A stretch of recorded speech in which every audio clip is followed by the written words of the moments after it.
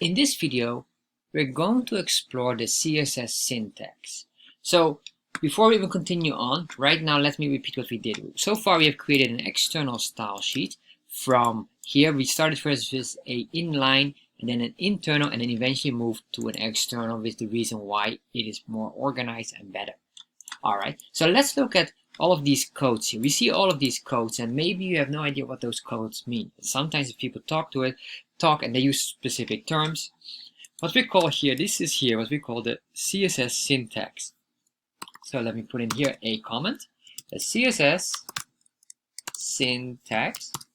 This is what we call the CSS syntax. So the CSS syntax consists of a few items here. First of all, we have here H1 would be the selector. So this is the selector, meaning the tag that we're using in HTML, or later on we have some other items as well, like a class, I will show you later on, or a ID. So this is the selector. And the selector is more broad, of course, with multiple items. And then once we have that here, we have this part here basically equals the declaration.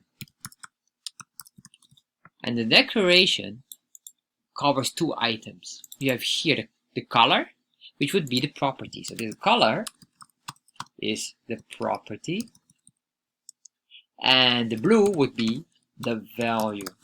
So that's basically what they are. So if we would have here the padding dash top, this is called a property.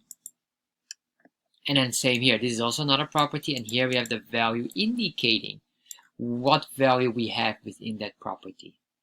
Always in CSS, make sure you use curly braces. So this is very straightforward, but very important as well. In the next video, I'm going to talk about classes that are also essential. Thank you for watching this video. If you enjoyed this video, make sure you subscribe to my channel, and if you have any questions regarding this, make sure you put them in the comment section. I'll get back to you. And if you enjoyed this video, check out the next video here. You will probably enjoy this as well.